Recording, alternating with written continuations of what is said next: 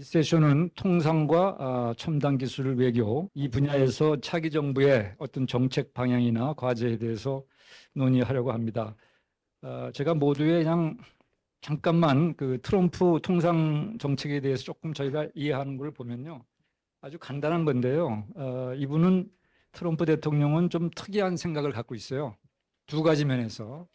하나는 이 미국 기업이 해외로 나가서 투자해서 뭐 생산하는 거, 또 미국으로 외국으로부터 수입하는 거, 그거는 미국의 일자리를 뺏어가는 거기 때문에 나쁜 거다.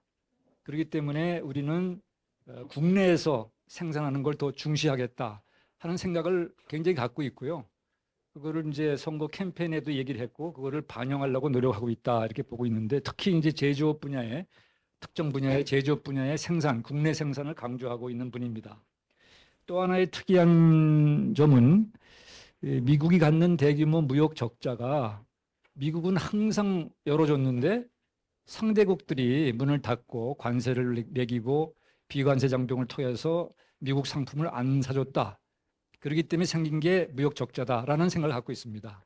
여기에 대해서는 뭐 경제학자들은 전혀 어그리하지 않고 있지만 어쨌든 이렇게 두 가지 생각을 하고 있는데, 그래서 관세를 통해서 뭐 관세도 뭐 여러분들 기억을 할 수 없을 정도로 여러 가지 관세가 있어요. 뭐 품목 관세, 보편 관세, 상호 관세, 국별 관세 막 이렇게 하고 있는데, 제가 보기에는 이러한 관세 정책이 성공할 수는 없다고 봅니다. 지금은 그 관세 정책을 하나의 수단으로 다른 것들을 이렇게 얻어내기 위한 아마 전략인 것 같은데요. 그것도 두 가지, 뭐 제 생각이 아니라 많이 나온 얘기인데요. 이 관세를 매기면 물가가 올라가고, 물가가 올라가면은 인트레스트가 올라가고, 지금 미국은 36조 달러 정도의 재정 적자를 갖고 있습니다. 그래서 1년에 거의 한 9천억 불 정도의 이자를 내야 되는, 그래서 이자가 올라가면은 정부한테 엄청난 부담을 준다. 뭐 그런 면에서 이것이 성공할지 못할 것 같고, 또 하나는 이러한 관세를 가지고 막 그렇게 할 때는 그 상대방이 보복을 하지 않는 상태에서 되게 추진하는 겁니다. 그런데 보복을 하게 되면은 우리 뭐 무역 이론에 다 나오지만 관련된 국가, 미국도 물론이고 또 세계 경제까지도 큰 피해를 보게 된다. 그래서 제가 보기에는 지금 많이 시끄럽지만 일종의 보편 관세 10% 정도는 남아 있고, 또 몇 가지 품목 관세, 자동차라든가 철강이라든가 이런데 뭐 나중에 뭐 반도체도 나올지 모르겠지만 이런 것이 남아 있으면서 여태까지 막 떠들었던 관세는 다 없어지지 않을까 하는 게 제 전망인데, 그게 이제 뭐 두고 봐야 되겠죠. 그래서 아무래도 통상 분야에서 가장 시급한 과제는 지금 진행하고 있는 한미 그 통상 협상, 이게 어떻게 추진해 나가야 될지 모르겠습니다. 지금 현 정부가 어느 정도까지는 아주 완전히 알려지진 않았지만 어떤 그 진전된 상태에서 그거를 다음 정부에 인수인계를 하게 되면은 그 다음 정부가 그걸 받아서 아마 어, 해결할 수 있을 것 같은데요. 그것에 대해서도 조금 뭐 의견이 있으면 좀 말씀해 주시고, 또 하나 중요한 차기 정부의 이슈는 아까 뭐 전 세션에서 나온 것 같은데, 미중 기술 패권, 뭐 전체적으로 패권 전쟁이죠. 이게 중국에 대해서 이제 미국이 아직까지는 그렇게 소란을 피지 않고 있지만, 바이든 정부 트럼프 일기부터 지속되어 오는 것이 이제 첨단 기술 제품 분야에 대해 수출을 규제하고, 또 그런 기술 분야에 대해서는 기술 이전을 금지하고 투자를 금지하고, 또 미국 중심의 공급망을 구축하고 이걸 아마 강화해 나갈 겁니다. 이제 그런 상태에서 한국은 이걸 그대로 받아들여야 되는 건지 아니면 어떤 또 우리가 어, 전략을 써야 되는지, 특히 중요한 거는 이러한 상황에서 중국과는 어떤 경제 관계를 유지해야 되는 건지, 이것이 또 중요한 과제가 아닐까 봅니다. 이번 세션에서는 이와 관련돼 가지고 AI 기술을 중심으로 한 우리의 그 기술 외교 전략에 대해서도 논의하려고 합니다. 특히 이제 AI 발전 전략을 세움에 있어서 우리가 혼자만은 할 수 없는 거기 때문에 주변에 있는 여러 나라하고는 어떤 관계를 맺어가면서 해야 되겠는가. 오늘 그 우리 배 교수님께서는 글로벌 사우스과의 협력 관계도 말씀을 좀 하셨는데, 그런 것들도 오늘 논의해서 다음 정부의 과제가 되지 않을까 봅니다. 종합해 보면은 지금 펼쳐지는 통상 환경은 우리나라한테 수출을 막 주도하고 이렇게 경제 성장을 하는 우리나라한테는 상당히 불리한 측면이 많이 있습니다. 그래서 앞으로 지금 트럼프는 이루고 있지만 앞으로 세계 무역 질서가 어떻게 만들어지는가가 굉장히 중요합니다. 우리한테는 그러한 측면에서 우리도 중장기적으로 어떤 역할을 해야 되지 않을까 하는 생각도 듭니다. 오늘 토론에서 아마 이런 얘기도 나올 것 같습니다. 그래서 오늘 통상과 기술 외교 분야의 첨단 기술 외교 분야에서 이제 다양한 이슈들을 우리가 전문가들을 통해서 듣고 토론을 통해서 차기 정부의 정책 방향과 과제들을 아마 도출할 수 있지 않을까 하는 기대하면서 이 세션을 시작하겠습니다. 네, 손열입니다. 모두에 좀 인사를 드렸습니다. 제가 오늘 좀 말씀드리려고 하는 건 이제 통상 이슈고요. 통상 이슈와 관련해서 차기 정부에 대한 일종의 그 주문이 되겠습니다. 차기 정부는 뭐 지금 정부 이제 3년 만에 끝나긴 했는데 5년 갈 거기 때문에 2030까지 우리가 바라보면서 차기 정부의 통상과 관련된 대외 전략을 이제 어떻게 생각을 해야 되느냐 하는 경우에 물론 지금 당면한 말씀이 계셨습니다만은 한미 간의 관세 협상은 굉장히 큰 이슈인데 이 관세 협상으로 5년을 가는 건 지새는 건 아니기 때문에 아마 뭐 한두 달, 두세 달 사이에 대강 정리가 될 것 같고 정말 문제는 그 이후에 어떤 통상 질서가 형성이 되느냐 하는 것입니다. 다시 말해서 현재의 그 트럼프 관세 폭탄이라고 할까요?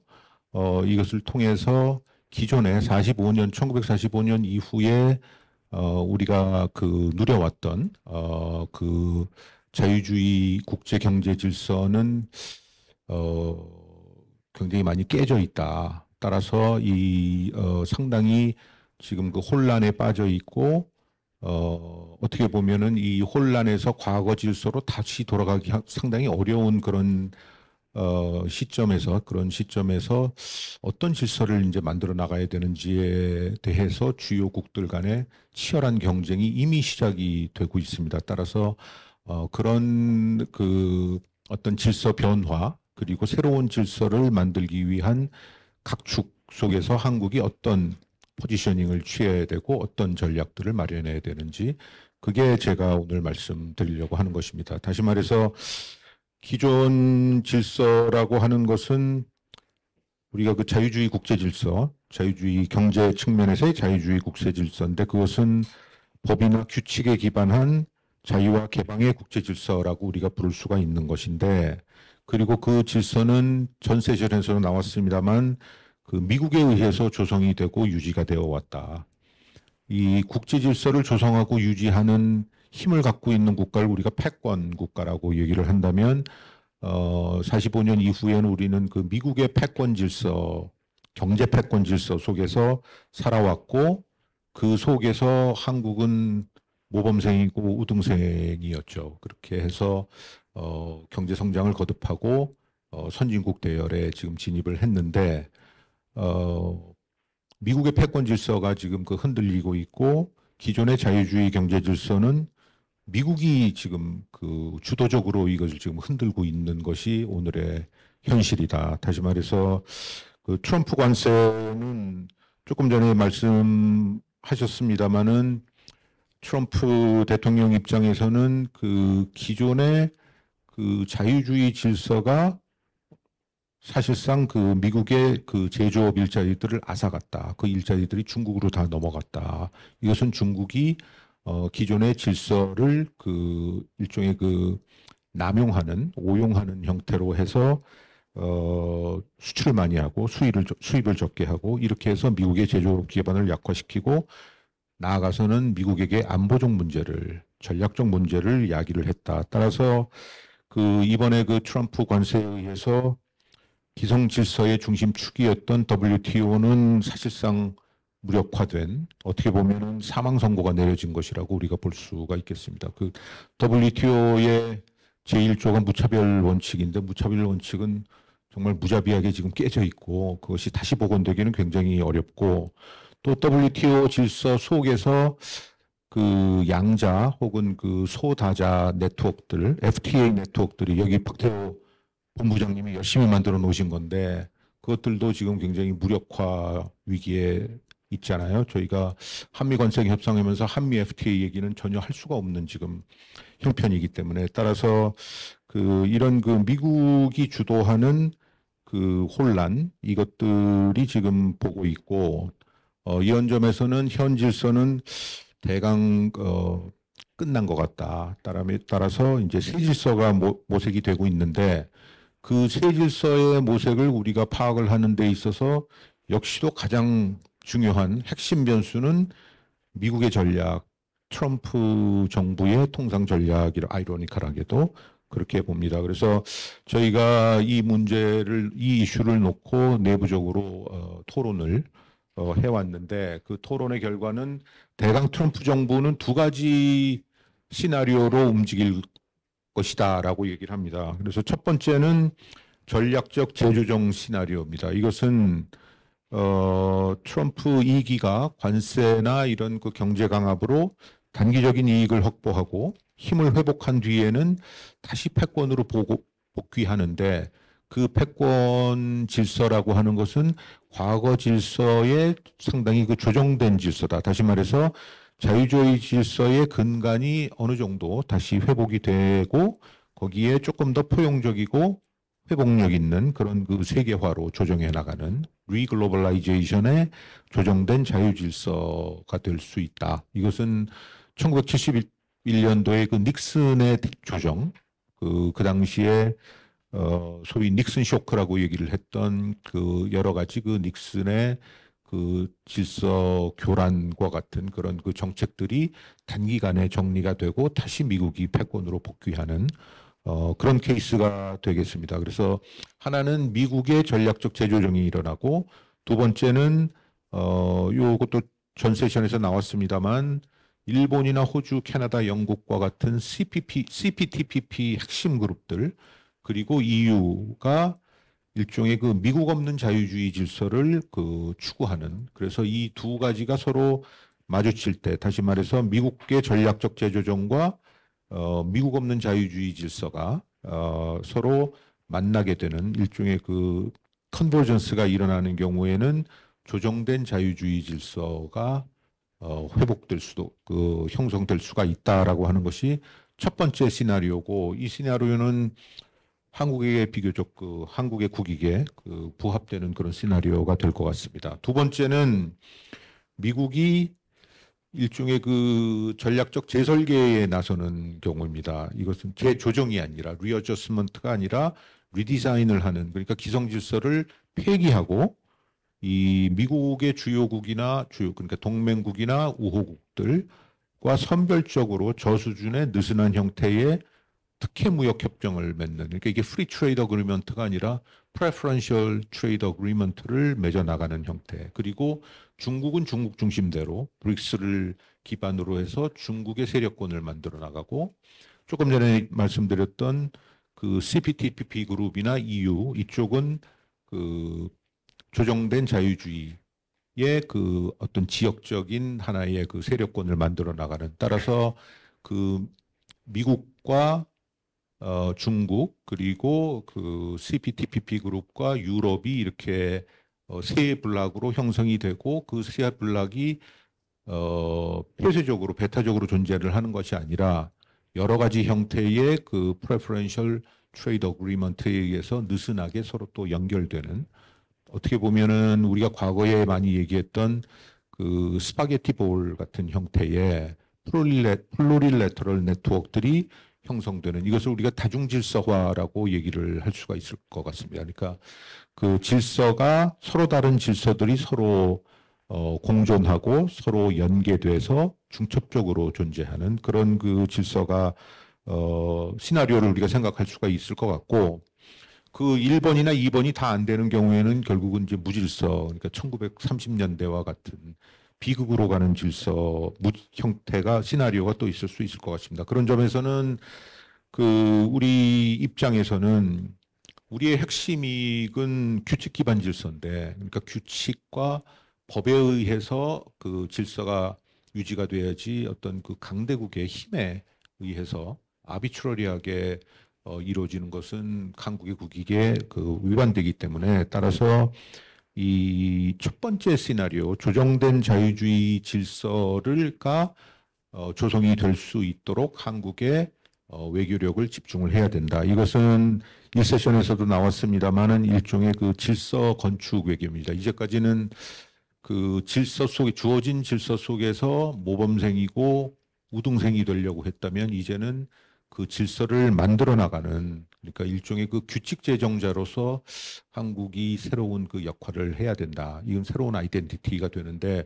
규칙 제정자는 우리 저 2010년도에 G20 할 때 규칙 제정자 많이 떠들었지만 제정한 게 없습니다. 그 당시에.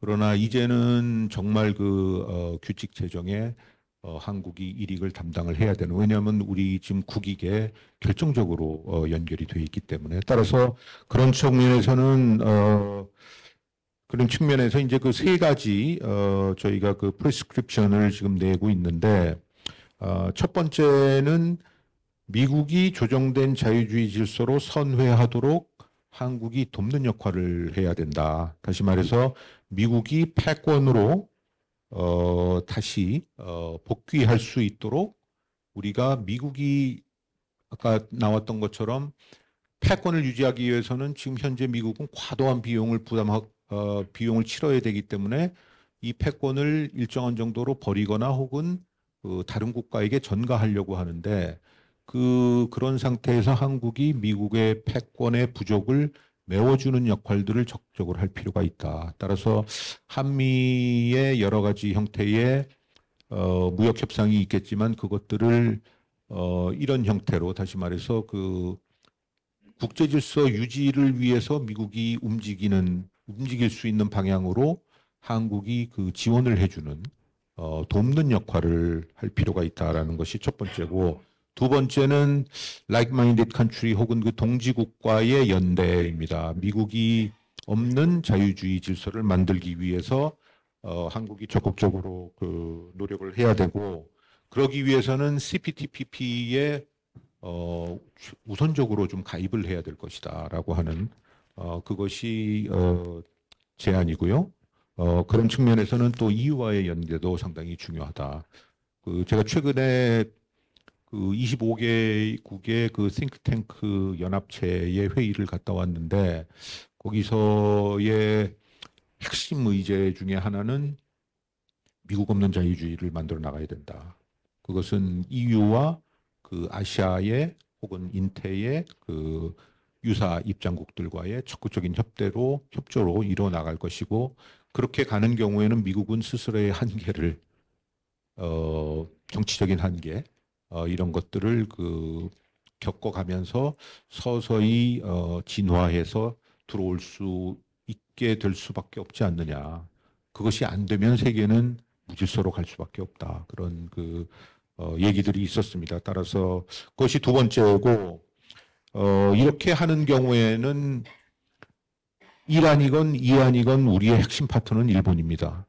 일본은 공공연히 그 미국의 글로벌 리더십이 부족하기 때문에 일본이 그 글로벌 리더십의 부족을 메워줘야 된다. 그 점에서 미일 동맹은 이거는 글로벌 공공재다라고 얘기를 하면서 적극적인 그 규칙 제정자로서의 역할을 하겠다고 나서고 있고 또 CPTPP의 주역이기도 하고 그런 점에서는 우리가 그 일본과의 협력이 대단히 중요하다. 따라서 그 점을 좀 강조하고 마지막으로는 오늘 뭐 그 최필수 교수님께서도 많은 말씀이 있으실 텐데 이 중국에 대한 과잉 의존의 문제는 이건 뭐 항상 나왔던 얘기고요.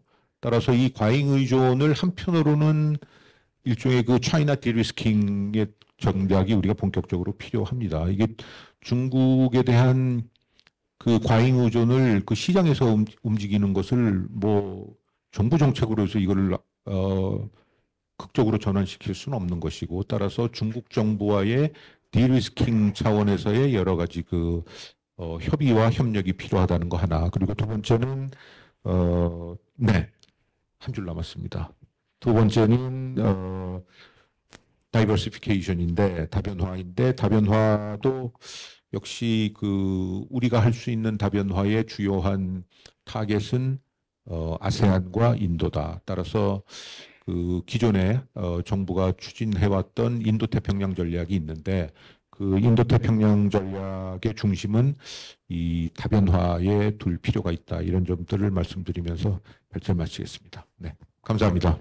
저는 특히 기술 외교라는 분야에 대해서 말씀을 드리겠습니다. 근데 지금 통상에서 기술을 따로 이렇게 뺐을 정도로 저희가 전통적으로는 군사, 경제, 뭐 문화 이렇게 나눠서 얘기하던 거에 기술을 독립적인 카테고리로 이렇게 얘기할 정도로 이제 세계 정치나 외교에서 기술이 중요해지고 있다. 그 앞에 세션에서 하 교수님께서 이제 21세기 문명사적 전환에 대비해서는 뭐 군사나 경제 어떤 권력의 단측면보다는 복합력이라고 얘기를 하셨는데, 군사, 경제, 소프트 파워 모든 것을 아우르는 그 기반에 기술이 자리를 하고 있기 때문에, 그리고 실제로 지금 뭐 미중 경제, 군사, 그다음에 규범 경쟁 이런 거에 모두 다 기술이 걸려 있기 때문에 이렇게 기술을 독립적으로 얘기해야 하는 것 같고요.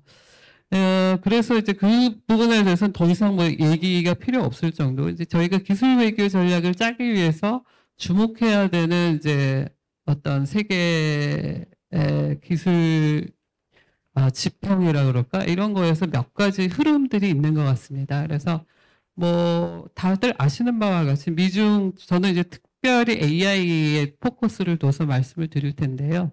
미중 AI 경쟁이라는 그 트렌드는 뭐 너무나 다들 아시고 계시겠지만 이제 최근에 이런 AI 경쟁에서 약간의 좀 주목할 만한 포인트는 이제 과거에 미국의 압도적인 어떻게 보면 우위에서 진행되던 미국 AI 경쟁에서 이제 올해 초부터 이 딥시크로 대표되는 중국의 어떤 도전, 반격 이런 것들이 주목이 되면서 약간의 이 조정을 받고 있는 이런 부분이라는. 그래서 이거를 이제 딥시크 같은 거를 일회적인 사건, 단편적인 사건으로 볼 거냐 아니면은 이제 앞으로 계속 되는 어떤 중국의 도전의 한 시리즈로 볼 거냐. 뭐 이제 여러 가지 논쟁이 있을 것 같은데 저는 이제 후자에 가깝다고 보고 있고 실제로 이제 그런 조짐들이 여러 분야에서 나타나고 있습니다. 여러 부분에서. 그래서 미중 AI 경쟁이 계속 심화되고 여전히 미국이 압도적으로 그 경쟁을 이끌어가고 있는 가운데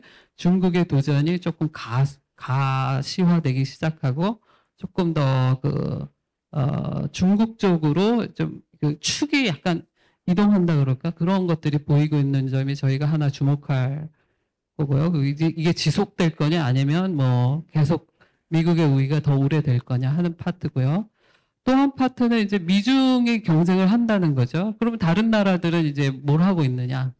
그래서 그 자기 국가의 입지를 찾기 위해서 이제 다들 고군분투하고 있는 그런 상황이라는 거죠. 이게 AI가 너무 중요하기 때문에 미국과 중국이 다 하도록 맡길 수 없는 상황이기 때문에. 그래서 이제 EU가 맨 처음에 들고 나서서 EU는 아시다시피 AI 기술이라고 할 만한 것이 별로 없기 때문에 규범 측면에서 주도를 하기 위해서 여러 가지 뭐 EU 인공지능법이랄지 뭐 올해 파리 그 AI 회의에서도 계속 이제 규범 얘기를 하고 있습니다. 그래서 이제 EU가 먼저 물꼬를 텄고 다른 나라들의 전략이라는 걸 보면 기술이 없는 나라는 역시 규범으로 가고 돈이 있는 나라는 사우디아라비아처럼 돈을 엄청 때려 부어서 뭐 이제 국부펀드 같은 걸 만들어서 자국의 어떤 독립적인 AI 생태계를 만들겠다라고 얘기하고 기술이 있는 나라는 그 기술을 가지고 이제 조금 활용해서 AI 생태계에서 어떤 포지셔닝을 하려고 하는. 그러니까 국가마다 조금 다르지만 싱가포르 같은 나라가 이제 가장 최근에 또 AI 규범을 하겠다. 왜냐하면 미국과 중국 사이에서 자기들이 굉장히 성공적인 균형을 잡는 역할을 하기 때문에 이 역할을 하기에 충분하다라고 얘기를 하면서 이제 그런 전략들을 내걸고. 그래서 그런 각 국가들의 생존 전략이랄까 AI 전략이란 것들이 조금 더 가시화되는 이런 상황이 있다는 거고요. 이게 이제 큰 지평이고 그다음에 현재 지금 AI 그 세계 AI 발전의 흐름을 이제 가장 주도하는데 영향력을 가장 미치는 것이 미국의 AI 정책이라고 생각을 합니다. 그래서 이제 미국의 AI 정책이 나오는 거에 따라서 이제 이 흐름이 어떻게 보면 조정이 되는데 지금 현재 이제 트럼프 행정부 이후에 나온 그 전략은 크게 제가 보기엔 두세 가지 정도인데요.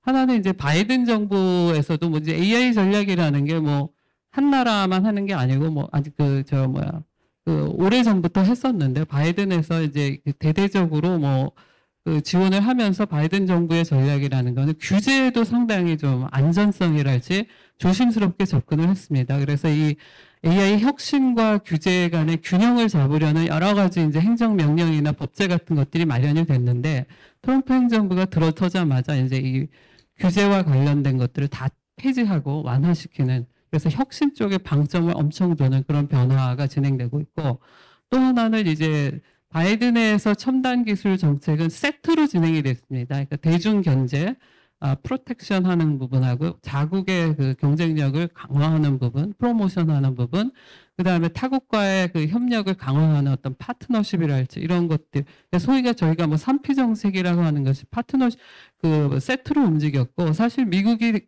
그동안 대중 기술 견제에 성공했던 것도 바로 이런 파트너십이나 뭐 그 프로모션이 같이 미국이 혼자서 할 수 없으니까 한국 대만 기업을 끌어들여서 투자를 하라고 한 것이고 또 미국이 ASML이나 TSMC 없이 화웨이를 꺾을 수 없었을 겁니다. 그래서 굉장히 이게 세트로 이행이 되는 게 중요한데 트럼프는 지금 두 개의 첫 번째 프로텍션은 지속하고 있는데 이제 그 프로모션 파트에서 특히 이제 외국 기업들을 끌어들이는 거, 보조금을 줘서 이거에 대해서 굉장히 부정적이고 관세를 매기면 알아서 들어오는데 왜 돈을 주고 들어오냐 이런 정책을 펴고 있고 파트너십에 대해서도 아메리카 퍼스트를 내세우면서 이제 기존 같지 않게 흔들리면서 문제가 되고 있고 최근에 이제 관세 때문에 난리인데 반도체는 현재까지는 피해가고 있습니다.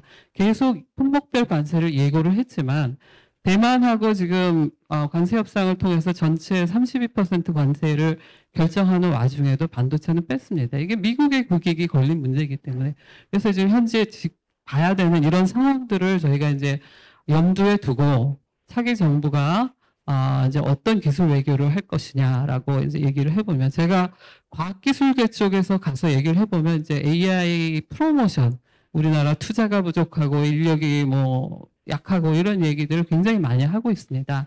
그래서 기술 외교 쪽에서는 그런 얘기를 다시 반복해서 할 필요는 없지만 뭐 하나 강조하고 싶은 거는 지금 정부 차원에서 얘기하고 있는 AI 프로모션 정책이 조금 약하다. 이걸 스케일업 해야 되는 필요가 있는데 사실 작년 9월에 국가 AI-위원회를 만들면서 뭐 민간 65조 투자를 하겠다는 엄청난 했는데 지금 약간 뻥 비슷하게 돼가지고 이게 뭐 저희 나라 다 합쳐도 국가 수준에서 하는 투자는 지금 2조 정도인데 이거를 2027년까지 65조를 하겠다는 물론 민간 투자이긴 한데요. 그래서 이런 것들이 제대로 실행될 수 있도록 조금 그 신뢰감을 주면서 실행력을 갖게 하는 게 굉장히 중요하다.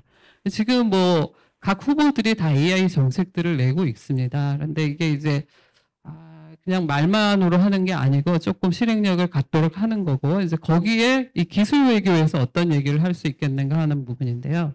이 기술 외교가 저는 굉장히 중요하다고 생각하는데 과학기술 이 커뮤니티에 가보면 기술 외교는 상당히 이게 마이너한 이슈입니다. 그냥 여러 가지 프로모션 중에 뭐 기술 외교도 하나 끼워서 얘기하는 근데 상당히 왜냐하면 그 기술 혁신이라는 게 국내적인 차원에서 이루어지는 게 아니라 글로벌한 혁신 체제 안에서 이루어지고 뭐 그렇기 때문에 그렇고 또 최근에는 이 기술이 굉장히 전략적 자산이 되고 있기 때문에 이제 과학기술계 쪽에서는 국제 협력과 외교를 일치시키는 그런 어프로치를 하고 있더라고요. 그래서 이 국제 협력을 넘어서는 어떤 굉장히 전략성을 강화하는 외교적 어프로치가 필요한 시점이라고 보고요. 그런 점에서 이제 한국의 기술 외교의 가장 중요한 얘기는 이제 미국과의 저는 파트너십 강화라고 얘기를 하고 있습니다. 그래서 뭐 지금 미국의 패권이 조정받는 시기고 우리가 이제 이런 시기에 기술 외교도 조금 다르게 가야 되는 거 아닌가 하는 반문이 나올 수 있겠습니다만은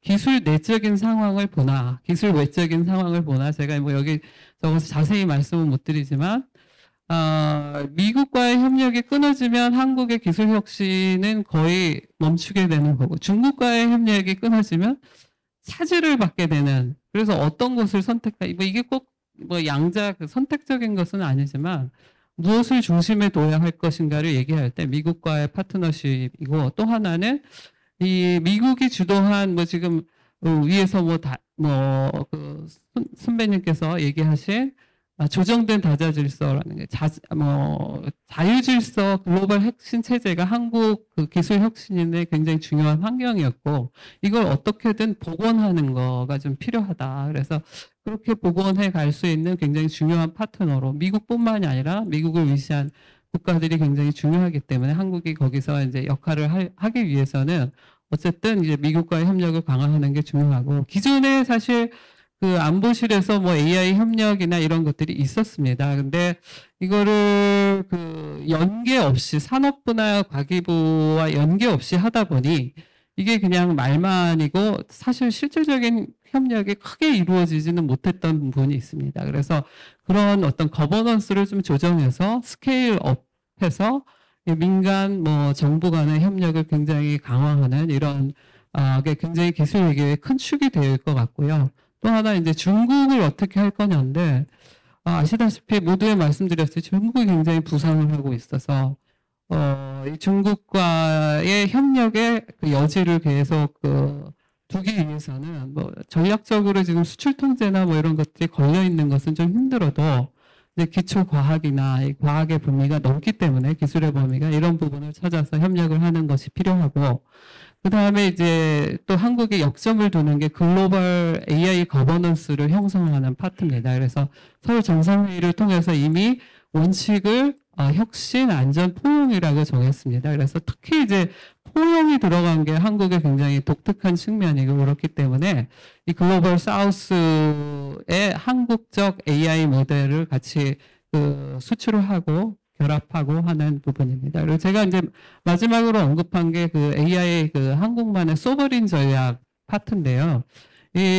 지금 각 나라들이 뭐 소버린 얘기를 하고 있는데 저희 나라도 네이버나 클로바를 중심으로 이런 것들을 뭐 강화해야 되는 건 당연하고 저는 이제 이게 기술적인 소버린뿐만이 아니라 이게 내용적으로 미국식 어떤 빅테크가 주도하는 AI 모델이나 또 권위주의 정부가 주도하는 중국식 모델과는 조금 다른 내용. 그래서 그거를 이제 저희 팀에서 얘기해서 뭐 공생이라는 말도 썼고 공진이라는 말도 써서 제가 공생공진적 자유주의라는 말을 썼는데 지금 다 불편하다는 거죠. 미국과 중국이 싸우니까. 그래서 그런 나라가 우리만이 아니라는 거, 그런 나라들끼리 같이 힘을 합치고 연대를 해서 AI 안에 이런 가치가 담길 수 있는, 우리도 잘하지만, 우리의 AI 역량 강화도 중요하지만, 그 안에서 경쟁과 어떤 역동적인 발전이 일어날 수 있는 그런 식의 질서를 AI 서버린에 담아서 이거를 글로벌 사우스들과 같이 연계하고 하는 그 외교를 피면 굉장히 한국의 전반적인 외교 역량을 강화하는 데도 도움이 되지 않을까 이렇게 생각을 했습니다. 저는 주로 이제 손열 교수님 발표에 집중해서 토론을 하고자 합니다. 뭐 제가 동의하는 부분도 있고 동의하지 않는 부분도 있어서 조금 다른 시각의 문제를 먼저 말씀을 드리겠습니다. 제가 이해하는 자유주의 국제 질서는 한 4가지 정도의 요소로 구성이 되어 있는데 첫 번째는 1945년 이후에 국가 간의 관계를 시장으로 다 연결해서 하나의 국제 시장을 만들자. 두 번째는 그 국제 시장 속에서 자유무역을 하자. 세 번째는 그 자유무역 질서를 소위 말하는 rules based로 하자. 그런데 그걸 모든 참여 국가들이 다 합의했기 때문에 그 곧 다자주의라고 얘기를 하죠. 멀티래터럴리즘이라고 하는 겁니다. 그리고 이 rules based 안에는 제도화된 군사 동맹도 포함이 되어 있습니다. 뭐 나토나 한미 동맹, 미일 동맹이 다 제도화되어 있죠. 그다음에 네 번째는 이 틀 안에서 질서에서 문제가 생기면 이 문제를 픽스하는 방법으로 몇 가지의 요소들이 있는데, 하나는 뭐 IMF나 월드뱅크 같이 경제적으로 픽스하는 방법. 그다음에 두 번째는 불공정 무역을 하거나 시장 질서를 교란하는 세력이 있으면 제재를 하거나 리텔리에이션을 하는 것. 그다음에 세 번째, 비경제적인 문제로 이 불안정이 초래됐을 때는 군사적인 개입을 한다. 그래서 억지를 하거나 아니면 안정화를 시키고 나온다. 이렇게 한 네 가지 정도로 자유주의 국제 질서가 구성이 되어 있는데, 그런 면에서 봤을 때는 사실 자유주의 경제 질서가 따로 있고 뭐 안보 질서가 따로 있고 문화 질서가 따로 있는 것이 아니라 질서 자체가 소위 말하는 그냥 복합 질서입니다. 이런 것들이 다 같이 돌아가는데, 지금 현재 거기서 문제가 생긴 것이 아까 말씀드린 세 번째와 네 번째입니다. rules based에서 균열이 생겼고, 그다음에 픽스하는 메커니즘이 작동이 잘 안 된다. 뭐 IMF 월드뱅크 문제뿐만이 아니라 제재를 해서 고치는 문제, 아니면 뭐 중국 같은 나라가 불공정 무역을 했을 때 리텔리에이션을 하는데 그게 작동을 잘 안 한다는 문제가 있고요. 그다음에 군사적으로 안정화를 시키거나 억지를 했을 때 러시아 우크라이나 전쟁 같이 억지력이 작동을 잘 안 한다. 이런 그 세 번째, 네 번째에 문제가 생겨서 많은 분들이 자유주의 국제 질서가 지금 이제 끝나가고 있다고 생각하시는데, 사실은 1번과 2번, 제가 말씀드린 국제 시장을 하나로 연결해서 만들어 놓은 것, 그다음 그 안에서 자유무역을 해야 번영이 온다라는 것에 대한 합의가 지속되는 한 3번과 4번의 경우에는 조정의 과정을 거치기는 하겠지만 3번과 4번이 좀 흔들린다고 그래서 자유주의 국제 질서가 저는 끝난다고 보지를 않습니다. 그런데 지금 이제 조정의 과정으로 들어갔는데, 가장 큰 문제가 뭐냐면 그 리텔리에이션을 하거나 픽스를 할 때 그동안 우리가 미국의 리더십에 너무 과도하게 의존을 했다라는 것이 지금 문제가 된 것이죠. 그전에는 괜찮았는데 미국의 힘이 약해졌기 때문에 과도한 미국 리더십 의존에 문제가 생겨서 이제 트럼프라는 걸출한, 뭐 어떻게 보면 걸출하고 어떻게 보면 아니지만 이런 분이 나와서 이제 우리 리더십이 옛날같이 작동하지 않는다. 우리가 약해졌다. 그래서 우리는 다시 강해질 때까지 다른 형태의 협력을 통해서 이 메커니즘을 복원해야 된다라고 아주 무자비하게 얘기를 하고 있는 것이 지금의 상황이 아닌가 생각을 합니다. 그러면 이 메커니즘 자체가 작동을 잘 안 할 때 이제 트럼프를 중심으로 한 미국이 지금 어떤 작업을 하고 있냐면 쉽게 말해서 리와이어링하고 리쇼어링을 하고 있는 것이죠. 리와이어링은 제가 조금 이따 말씀드린 중국 문제 때문에 생겨나는 것이고, 중국에 대한 리텔리에이션이나 뭐 어떤 픽싱을 하는 그런 것들이 작동을 잘 안 하니까 리와이어링을 하는 것이고, 리쇼어링은 다시 이제 미국이 강해지고자 하는 부분입니다.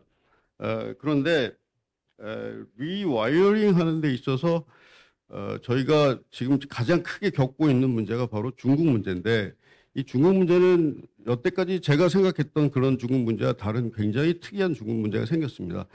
왜냐하면 중국이라는 국가가 2001년에 WTO에 들어가서 굉장히 빠른 속도로 성장을 했는데, 저의 예상은 이게 시장이 커지는 거니까 자유주의 국제 질서에 전혀 문제가 안 될 거다. 오히려 더 많은 부를 가져다 주고 그다음에 자유무역을 하게 되면 질서의 안정을 가져올 거라고 생각을 했는데, 30년 만에 장난감과 의류를 싸게 생산하던 국가에서 그걸 포함해서 AI와 뭐 퀀텀, 뭐 반도체까지 모든 걸 다 생산해낼 수 있는 소위 말하는 개도국에서 첨단 산업국가가 된 것이죠.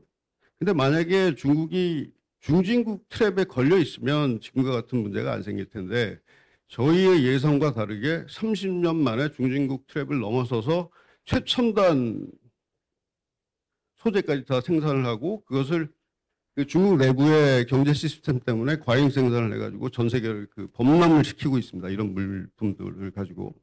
그리고 그 올라오는 과정에서 이제 불공정 무역들을 많이 한 거죠.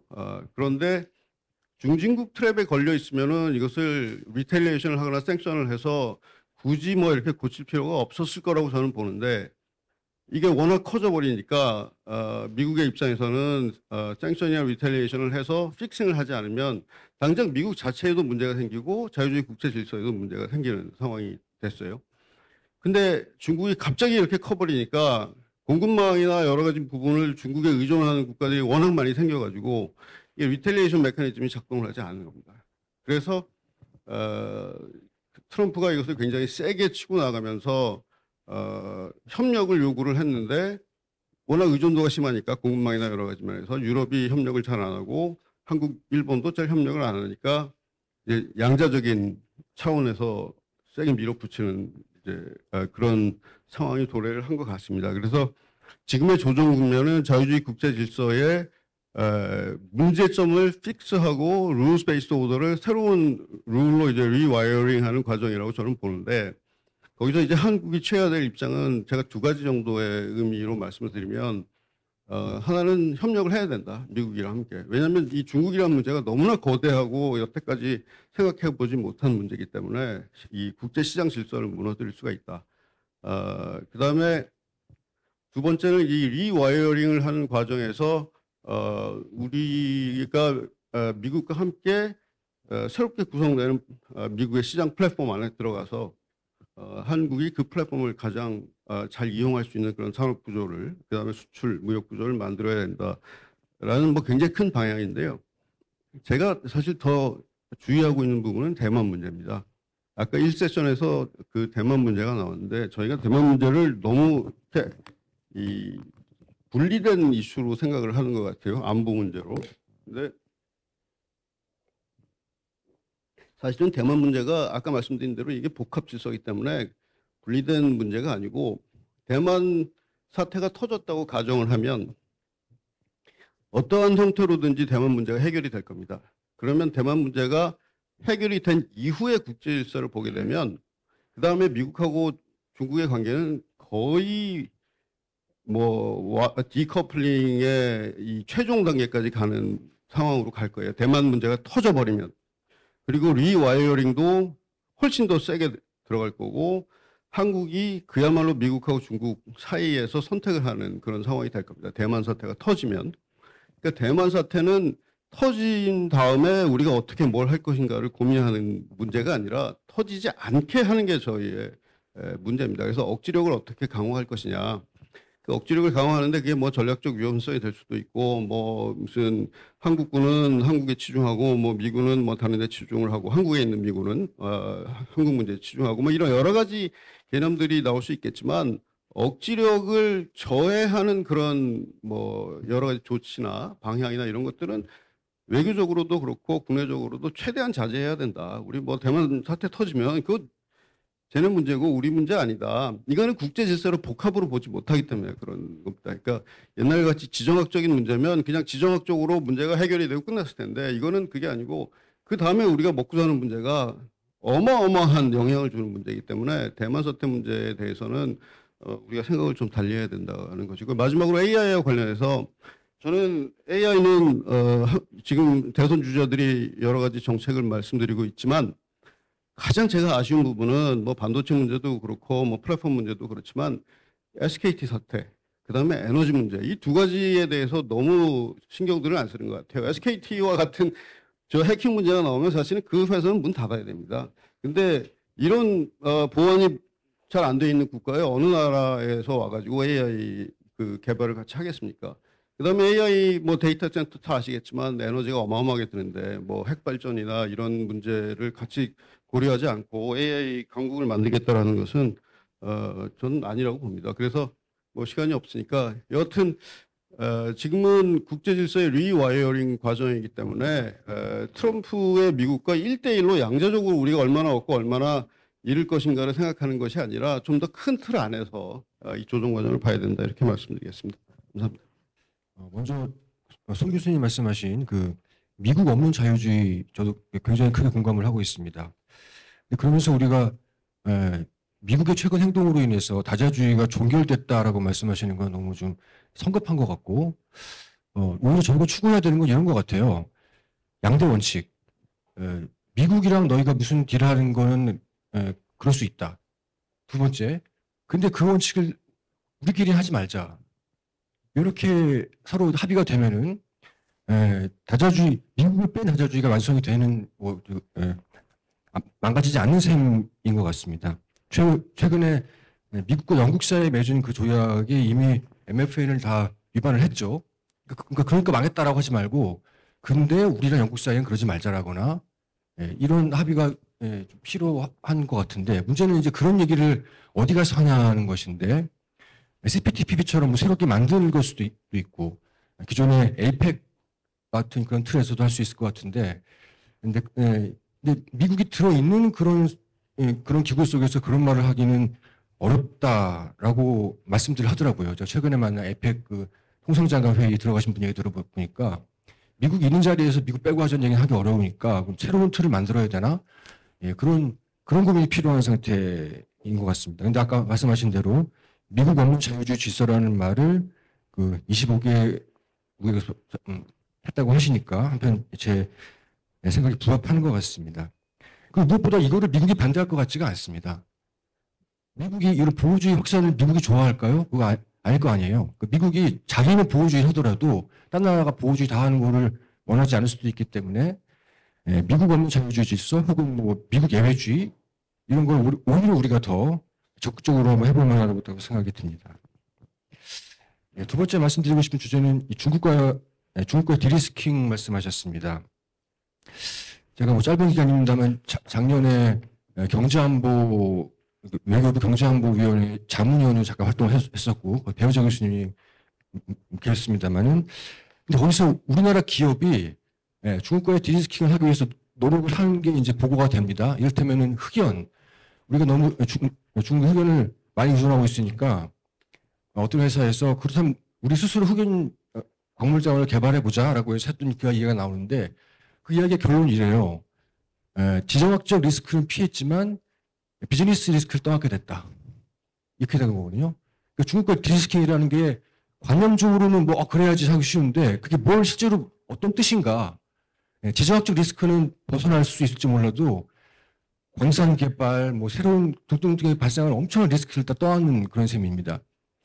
우리가 중국에서 사오면 되게 편하잖아요. 그냥 중국이 다 개발해놓은 거 사오면은 중국에 의존하는 거지만 편하죠. 이걸 깨겠다고 생각하는 순간 엄청난 이제 구상을 새로 해야 되고 더 큰 리스크를 져야 되는 그런 상황이기 때문에 이게 잘못하면 관념적인 말에 그치기 쉬운 그런 목표가 될 수가 있습니다.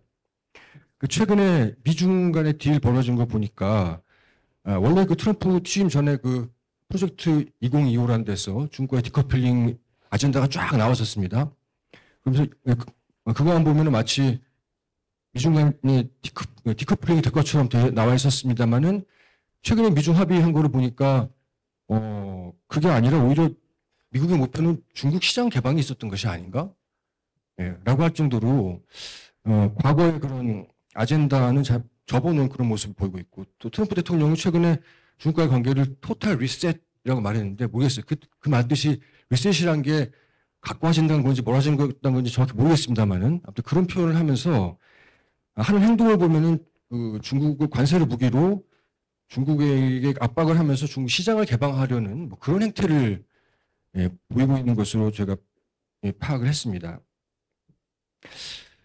그래서 일단 미중 간의 디리스킹 혹은 디커플링도 그렇게 강하게 벌어지지 않을 수 있다는 그런 것도 하나 고려를 해야 되겠고요. 그리고 제 소견에는 우리가 미국과도 디리스킹을 할 필요가 있다고 생각합니다. 미국 시장에 과도하게 의존하는 것도 중국 시장에 과도하게 의존하는 것만큼이나 위험하다는 게 충분히 드러나는 것 같아요. 지금처럼 트럼프 같은 대통령이 뭐 또 누가 나올지 모르겠습니다만 이런 식으로 막 불안정하게 왔다 갔다 하면은 거기에 우리가 안심하고 투자할 수가 없지 않겠습니까? 그런 면에서 글로벌 사우스가 됐든 어디가 됐건 이런 중국과 미국이라는 양대 시장에 대한 의존을 동시에 줄여나가는 그런 노력도 필요하다는 생각이 들었습니다. 그리고 중국과의 디리스킹을 이제 한다는 것이 자칫 우리가 간과하기 쉬운 게 이런 중국 경제 기술의 중요성을 깜빡하기 쉬운 건데 지금 그 새로운 기술이 가장 많이 탄생하고 적용되는 곳이 중국인데 그 시장과 그 기회를 놓쳐버리고 멀리하자라고만 생각하는 것은 우리나라의 큰 패착이 될 수 있다고 생각합니다. 그러니까 그게 이제 이것을 그 양자택일적으로 생각해서 미국, 중국 이런 식으로 생각하기 시작하면 우리에게 답이 없는 것인데 앞에서 많은 분들이 다 말씀하셨습니다. 미국과는 어떻게 해야 되지만 중국과도 어떻게 해야 한다는 그런 복합적인 전략이 필요한 상황인 것 같습니다. 그런 면에서 그러니까 일본이 굉장히 중요한 파트너라는 말씀에 굉장히 크게 공감을 합니다. 근데 그와 동시에 우리가 미국이 두려워하는 패를 하나 좀 쥐고 있어야 될 수도 있을 것 같은데 저는 그게 한중일 협력이라고 생각합니다. 미국이 영국과 합의하면서 영국은 많이 봐줬어. 왜냐하면 우리 편이니까 이런 식으로 말을 하더라고요.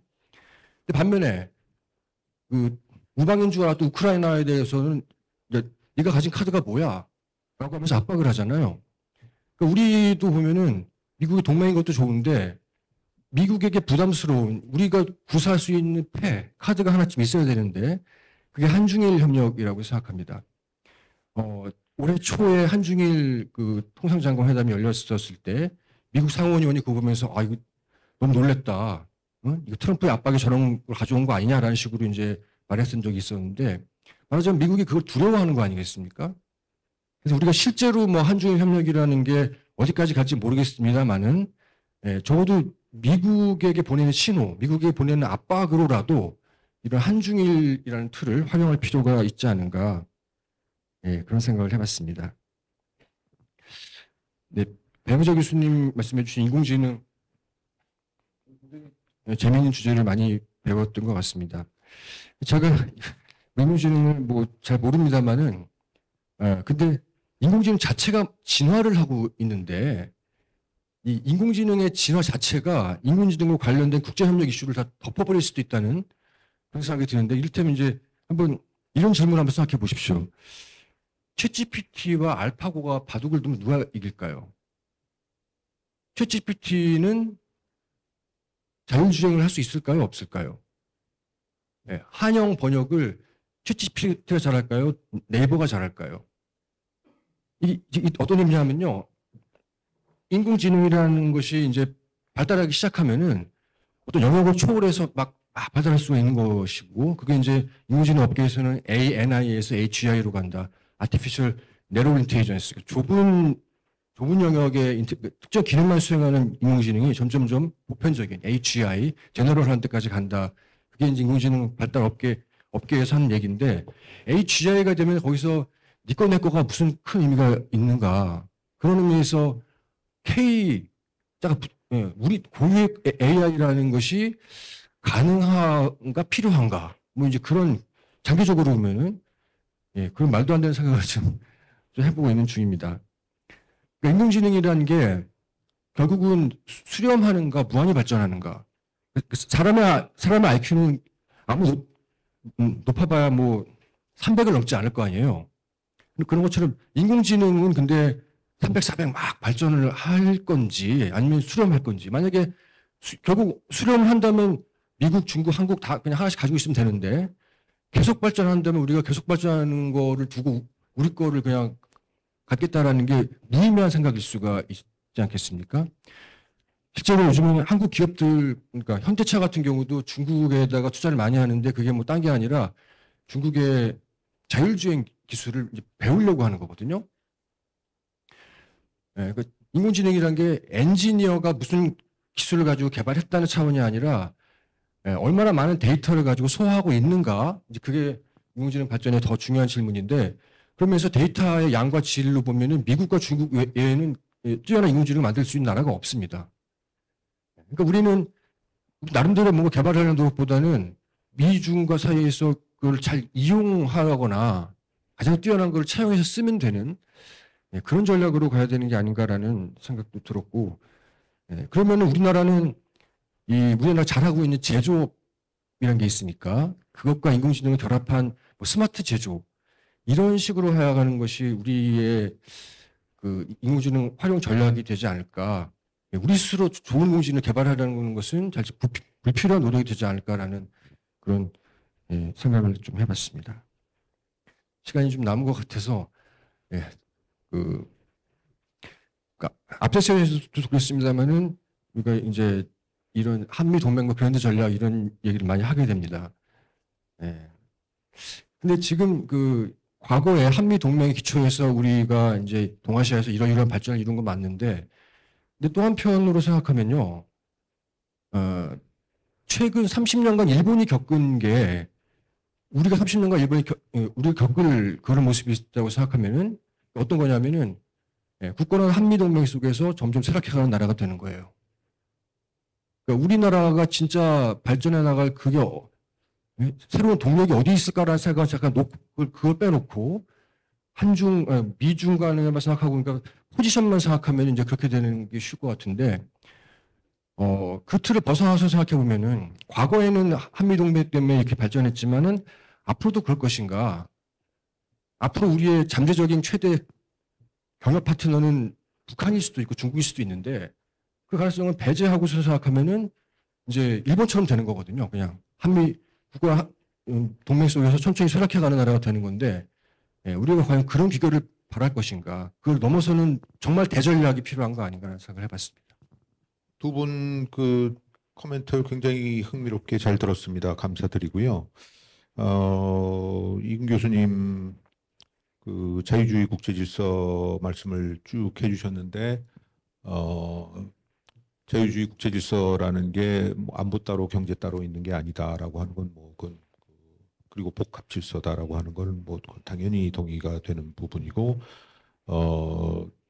제가 여기서 쭉 썼던 것은 이게 자유주의 국제질서가 위기라는 얘기가 아니고 그 자유주의 국제질서의 한 레이어로서 이 무역 관계를 규율하는 그 질서 자체가 지금 상당히 그 위기 상황에 빠져 있다. 그것이 이 위기 상황이 전체적으로 질서 전체에 얼마나 큰 영향을 미치고 결과적으로 자유주의 국제 질서라고 하는 큰 일종의 그 질서를 얼마나 흔들지 이것은 뭐 앞으로 봐야 될 일이겠지만 현재의 그 통상 질서가 그 상당히 그 위기 상황으로 지금 가고 있다는 것은 뭐 저는 이제 그렇게 보고 있고요.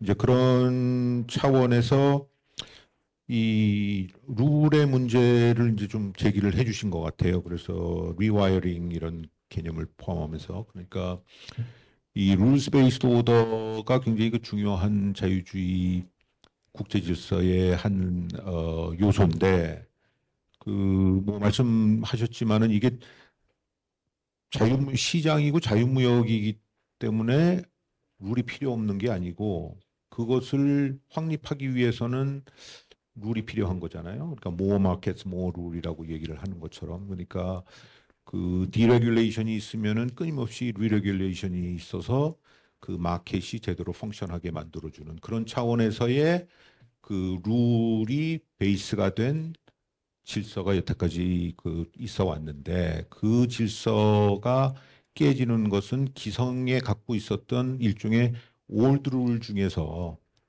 일정한 부분들이 지금 이제 그 대체 상황에 와 있는 것이고 이거를 어떻게 뭘로 대체를 할 것이냐 하는 문제 같아요. 리와이어링이라고 표현을 하신 게 그래서 그 룰을 대체를 하는 데 있어서 새로 등장하는 그 뉴 룰이 조금 더 자유주의적인 혹은 자유와 개방의 가치를 담는 룰이 될 것인지 아니면 일리버럴한 차원의 룰이 될 것인지 그것이 이제 앞으로 우리가 좀 봐야 될 것이고 첫 번째를 우리 소망한다고 할 때 그럼 그 룰은 누가 만들 거냐라고 하는 문제가 되는데 희망컨대 미국이 거기에 참여를 해줬으면 좋겠고 그러나 그것이 안 되는 경우에는 미국 없는 like-minded country들이 그 룰들을 만들어 나가는 그런 그 과정들이 앞으로 필요하다라는 얘기입니다. 그런데 여기서 우리 많은 논의들을 지금 하고 있지만 결정적으로 빠져 있는 게 그럼 그 컨텐츠가 뭐냐 룰이 그러니까 MFN이 깨졌을 때 그럼 뭘로 대체를 할 것이냐 중국은 무슨 생각을 하고 미국은 뭐를로 트럼프는 무슨 룰을 원하는 거냐라고 하는 그 부분들이 지금 계속 그 논의가 되고 분석이 되고 하는 분야 그러니까 그런 그 영역이라고 생각을 하고요. 저희 그 별제문에서도 이제 거기까지는 가지 못했는데 앞으로의 진검승부는 대강 그 뉴룰을 누가 어떤 내용으로 만들 것이냐라고 하는 것이 거기서 벌어지지 않겠냐 그런 생각을 합니다. 그리고 거기서 우리가 어떤 역할을 해야 되는지가 고민거리가 되겠죠. 두 분 코멘트 감사하게 들었고요. 뭐 이근 선배님께서는 언제나 이렇게 체계적이고 독창적인 해석을 해주셔서 굉장히 이제 도움이 많이 되는데, 뭐 저도 전적으로 그 선배님 말씀에 동의하는 부분은 이게 이제 자유주의가 완전히 붕괴된 것이 아니라 원칙적으로 유지되는 부분과 이제 그것이 관리되는 측면에서 이제 도전을 받는 부분이 있다는 그런 거고, 이제 제가 수업 시간에서도 그 학생들한테 설명을 할 때 이제 저희가 지금 뭐 그 위기를 사실 2차 세계대전 직전의 그런 상황하고 뭐 이제 많이 비교를 하지 않습니까? 근데 패터슨 연구소 뭐 이런 데서 나온 거 보면은 그때 수출 수입이 전체 세계 GDP에서 차지하는 비중이 한 뭐 15%를 넘지 않았던 그 시기였고, 지금은 이제 한 60 내지 뭐 60%를 넘는 시기였다가 그게 약간 지금 5% 조정받는 시기에서 이렇게 난리를 치는 거거든요. 이게 세계 경제가 지금 자유주의가 쇠퇴했다. 그런데 여전히 지금 뭐 비교되지 않을 정도의 어떤 그 수출 수입 의존도, 세계 경제의 통합도를 갖고 있는 이런 상황이고, 이제 문제는 이런 정도 조정을 받는 거 가지고 또 이렇게 많은 국가들이 고통을 겪고 있고 이렇기 때문에 이제 이게 그 진짜 그 자유주의에 대한 합의가 워낙 튼튼해서 이제 이게 무너지지는 않더라도 상당히 어느 정도까지 잠식을 해서 이제 그 고통이 더 오래 지속되고 하느냐 하는 부분은 뭐 상당히 중요한 문제일 것 같습니다. 우리가 여유를 갖고 자유주의는 깨지지 않을 거야, 뭐 이렇게 생각할 지점은 아닌 것 같고, 이제 그거를 다시 최소한의 그 비용 없이 이제 조정할 수 있는 방안에 대한 고민이 필요한 부분을 잘 말씀을 해주신 것 같고, 그런 어떤 그 전략 같은 것들을 좀 생각을 해봐야 되는 파트를 얘기해 주신 것 같고, 그다음에 AI에 관해서도 이제 AI를 얘기할 때 자동으로 따라와야 되는 게 뭐 에너지와 이제 정보 보안이라는 말씀에는 뭐 이견의 여지가 없다고 생각합니다. 근데 그 파트가 이제 상당히 많이 빠지고 있고, 저도 거기서 연급을 하지 않았기 때문에 이제 좀 그 언급을 해야 되겠다라는 생각이 들었고, 이제 AI에 대해서 그렇게 얘기하는 건 이게 외교 카드가 될 수밖에 없기 때문에, 저희가 반도체 삼성 공정 기술이 있었기 때문에 그나마 이 시기를 이렇게 왔던 거고, 사실 83년도 이후에 3, 40년 동안 축적해온 반도체 기술이 우리한테 카드가 된 것이라면, 이게 지금 약화되고 있는 상황에서 AI로 어떤 카드를 또 마련할 것인가 하는 것이 굉장히 중요한 상황에서 이제 지금 AI 카드를 구축해야 되는 이런 얘기 있고, 최필수 교수님이 말씀하신 이제 AI 기술의 방향에 따라서 이제 지금 하는 모든 논의가 사실은 의미가 없을 수 있다는 말에 저도 전적으로 동감합니다. 그래서 제가 이 글에서도 썼지만 누신의 뭐 무물지진이라는 그런 표현을 썼는데, 사실 AI에 대해서 많이 얘기를 하고 그 위기에 대해서도 얘기하고 그랬지만, 사실 어떤 부분은 너무 과장돼 있고 어떤 부분은 실체가 없고 어떤 부분은 또 굉장히 이 기술 발전 이 방향이 불확실하기 때문에 그런 상황이라는 거고, 그런 상황에서도 불구하고, 그런 상황임에도 불구하고 저희가 지금 그 뭐 말씀하셨듯이 첨단 기술을 누가 하느냐보다는 사실 뭐 미국의 학자들 가운데서도 첨단 기술 자체보다는 그거를 활용하는 측면을 얘기하면서 또 얘기하고 있기 때문에, 뭐 그런저런 불확실성에서 우리가 할 수 있는 거는 AI라는 카드를, 외교 카드를 좀 어떻게 하면 강화하고, 이걸 가지고 어떻게 하면 한국 외교, 한국 위상을 강화하고, 그다음에 공생 내지는 뭐 공진의 어떤 그런 글로벌 질서를 만들어가는데 기여할 것인가 하는 파트를 고민해야 되는 게 기술 외교의 가장 중요한 문제라는 거를 잘 이렇게 지적을 해주신 것 같습니다. 최상준이라고 합니다. 시민이고요. 네, 질문을 드리겠습니다. 패널 여러분들께서는 통상이 중요하다고 생각하시는지, 안보가 더 중요하다고 생각하시는지 이걸 묻고요. 그리고 AI 등의 같은 질문입니다. AI 등의 기술을 기술 통상의 영역에서 보시는지, 기술 안보의 관점에서 보시는지. 만약 통상이 중요하다고 생각해서 중국과 협력을 하면 중국이 미국의 기술과 경제력을 추월했을 때 한국이 중국의 패권 영향력에 편입이 되고 중국의 질서에 편승할 준비가 되어 있는지 패널 여러분들의 생각을 여쭙고 예, 싶습니다. 또 질문할 사람 아까 누구 있습니까? 예, 여보세요. 누군지 얘기하시고. 네, 안녕하십니까. 지금 서울대학교 국제대학원에서 공부하고 있는 학생입니다. 제가 드리고 싶은 질문은 이제 AI 기술 혁신과 규범을 만들어 나가는 그런 노력 중에서 어떤 것에 더욱 노력을 좀 더 기울여야 되는지에 대한 질문을 좀 드리고 싶습니다. 가령 미국 같은 경우에는 이제 국가 AI 위원회, 또 중국 같은 경우에는 AI 영도소조라는 것을 만들어서 이제 규범 확산이라든지 규칙을 만들어 나가는 것보다는 일단은 혁신 먼저 해야겠다라는 전략을 좀 하고 있는 것 같고, 작년에 제가 위에임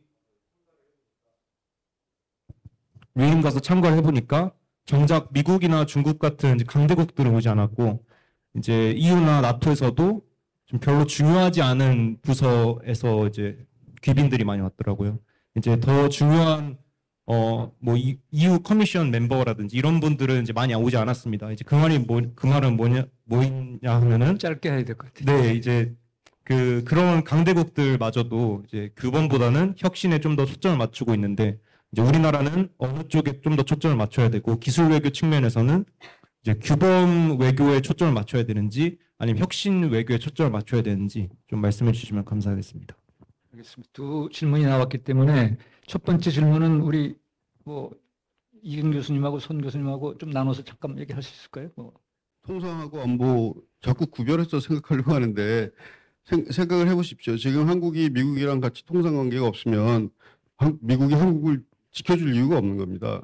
한국이 만약에 중국이랑 통상 관계가 있어서 경제권이 중국 경제권에 들어가 있으면 한미동맹이라는 게 있을 수가 없어요. 중국이 동맹을 해주겠죠. 그러니까 시장도 안보적으로 안정화가 돼야 시장도 잘 돌아가는 것이고, 또 통상을 통해서 경제력이 커져야 그걸 통해서 또 안보 능력이 커지는 것이기 때문에 자꾸 뭘 분리를 하려고 그러는데, 이게 순환 과정과 연결되어 있는 과정을 잘 생각하는 것이 더 중요하다라는 말씀드립니다. 기술 자체 관점에서 보는지 기술 안보 관점에서 보는지 AI를 물어보셨는데요. 그것도 뭐 통상이 중요하냐 안보가 중요하냐랑 비슷한 측면인 것 같아요.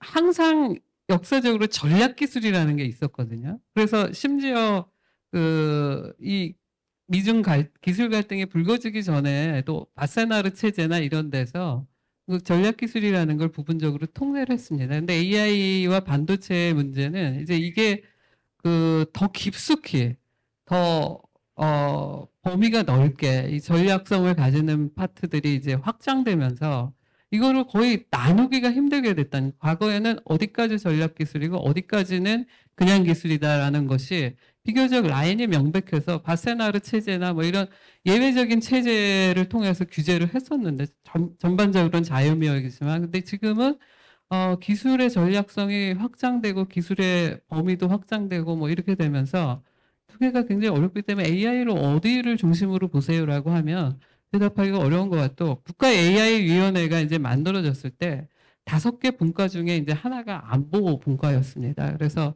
그런 정도로 지금 얘기를 하는 것 같고, AI 규범이 뭐 안전으로 갈 거냐 혁신으로 갈 거냐 하는 거는 저는 이제 한국이 거기다 포용을 집어넣었다는 점에 좀 방점을 두고 싶습니다. 현재 만들어진 AI 기본법은 확실히 혁신의 방점을 두고 있습니다. 한국의 지금 AI 위원회나 이런 데 가도 AI 혁신 얘기를 훨씬 많이 하고 있고, 거기에 이제 부분적으로 안전 얘기를 하고 있고 포용 얘기를 하고 있는데, 이런 거를 복합적으로 가야 되는 게 한국의 역할이 아닌가라고 생각을 하고 있습니다. 우리 최 교수님 간단히 AI에 대해서. AI에 대해서는 아니고 첫 번째 말씀하신 분이 통상이냐 안보냐 말씀하시면서 우리가 중국에 편승할 준비가 돼 있냐 그런 말씀 잠깐 하셨어가지고 짧게 말씀드리면은, 과거에는 한중 경제 관계가 수직 분업이었다면 지금은 수평 분업으로 진화해야 되는 이미 지나한 그런 상황이고 누가 잘하는 게 아니라 서로 중국이 뭐가 필요하면 우리가 뭘 해줄 수 있는가를 같이 의논해 나가면서 해야 되는 그런 상황이라고 생각합니다. 네.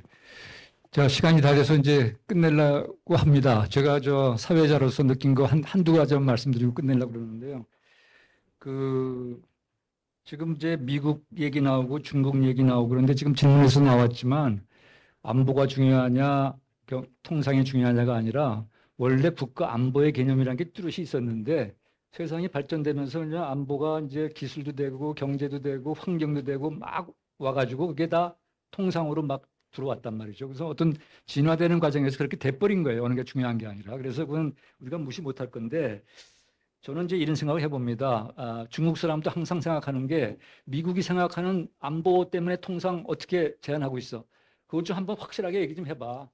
그걸 놓고 그 외의 거는 우리 좀 자유롭게 했으면 좋겠다 하는 얘기를 많이 하는데 그래야지 우리나라도 동맹국으로서 미국의 정책을 좀 서포트하면서 나머지 분야는 뭐 우리 사절단이 중국도 가고 뭐 이렇게 해야 되지 않겠는가. 그래서 중국에 대한 너무 의존도가 큰 거, 소재 부품 많이 들어오고 있는데 그거보다도 우리는 중국 시장을 이용 못하고 있어요.